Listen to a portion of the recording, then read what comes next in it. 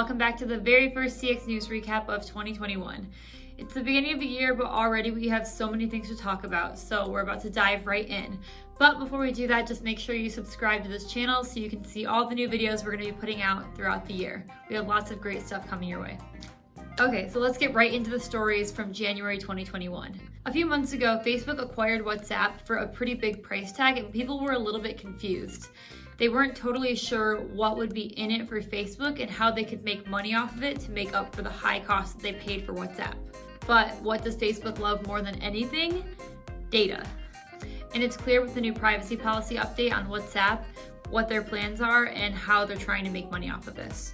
This new privacy policy update basically allows WhatsApp to share some data with Facebook and Instagram. Now they can't see the conversations themselves, so no one's going to be sitting there reading over your personal conversations, so they say. But what they do have access to is locations, phone numbers, who you talk to, and when you send messages. And because of Facebook's shady past with handling data responsibly, people were freaked out by this. So obviously they immediately went searching out alternatives to WhatsApp. And that's when Signal and Telegram came up on their radars. So these apps are pretty similar to WhatsApp in that they're messaging apps that you can send messages through Wi-Fi, but what's different is the way that they value privacy. So whereas WhatsApp now, because it's owned by Facebook, seems like it's not valuing people's privacy that much, these apps are really big on their end-to-end encryption and promise they won't ever use your data. So this obviously attracted a lot of people towards them. Just between January 6th and 10th, Signal got 7.5 million downloads between the Apple App Store and the Google Play Store, and Telegram got 5.6 million downloads. The reason that Signal may have gotten a little bit of an extra boost is because Elon Musk actually tweeted about them and advocated for the app. A funny side note is that there's a healthcare company called Signal Advance, and their stock actually got a 5,700% boost after Musk tweeted about them. They're obviously not the Signal that he was talking about, but it just shows the power that he has in influencing people to download a certain app, purchase something, and support stocks. So anyways, what you can take from all this is that people really value their privacy.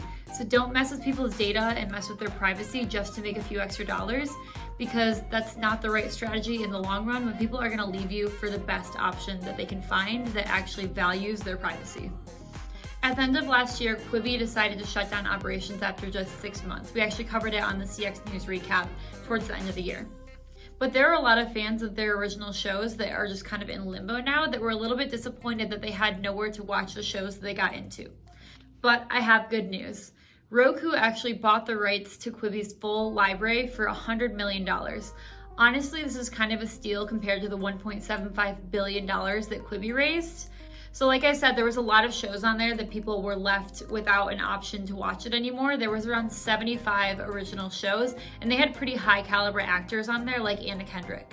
So although Quibi didn't work with their paid short form content platform, Roku is going to try it out on their free ad-supported network.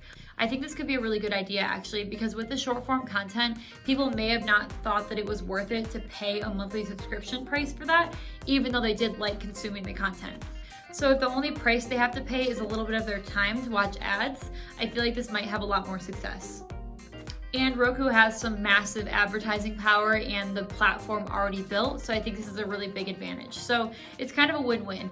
Quibi's content gets somewhere to go rather than just sitting out there in streaming limbo, and Roku gets to take advantage of some of the notoriety that the shows on Quibi had already gotten.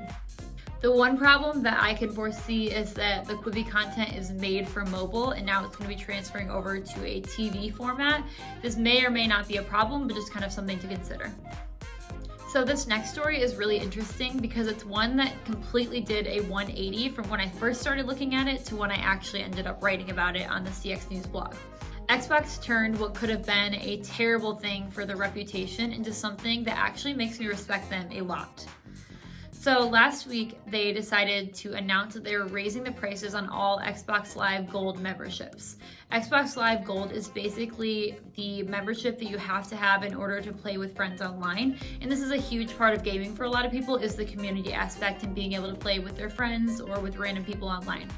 So these price raises were not insignificant. If you were doing it on a monthly basis, the price raised $1 from $10 to $11. If you're doing it for 3 months, it raised from $25 to $30. But if you're doing it on a yearly basis, it used to be $60, but now they're only doing it in 6-month increments. You basically have to do 2 of those to reach 1 year, and each of those 6-month increments are $60. So this literally doubles the price.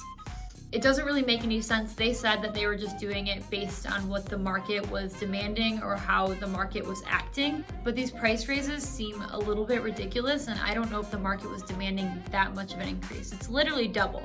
So Xbox immediately regretted their decision when they got tons of feedback from their users that this was something they were really angry about. They felt completely ignored, as they should have, because this was a completely customer blind move by Xbox. But like I said, they heard this and they immediately apologized for it and walked back their actions. So I'm gonna read a quote from their statement they put out when they walked back these actions. "We messed up today and you were right to let us know. Connecting and playing with friends is a vital part of gaming, and we failed to meet the expectations of players who count on it every day. As a result, we have decided not to change Xbox Live Gold pricing." So this is a great move. Not only were they clearly listening to see what their audience was saying, but they actually used that feedback to do something about it. So as a result of this, not only will Xbox Live Gold have the same pricing, nothing is gonna change, but customers actually end up coming out a little bit better than before. So for the free-to-play games, which is basically their free games they have in their library that anyone can play, they will not need Xbox Live Gold to play those online. So people are ending up with their same pricing. They get to play other games online for free if they didn't already have Xbox Live Gold, and everyone's happy. I think it takes a lot for a company to be able to hear people's feedback and immediately act on that. It shows that people in that company are clearly being empathetic and clearly actively trying to make sure that their moves are in line with their customers' desires and needs. Now, arguably, this move shouldn't have been done in the first place and it should have been vetted a little bit more, but honestly, I'm not gonna knock them for it because I think this is just such a good example of how to come back from your mistakes with transparency and empathy and a willingness to meet people where they are. So those are all the stories from the month of January. Like I said, 2021's definitely started out with a bang. Let me know what you thought of these stories in the comments below, and like always, please comment any other interesting stories you heard from customer experience in the past month. And subscribe to this channel. We have lots of great things coming your way, including more CX News recaps, as well as some new content that we're excited to share with you.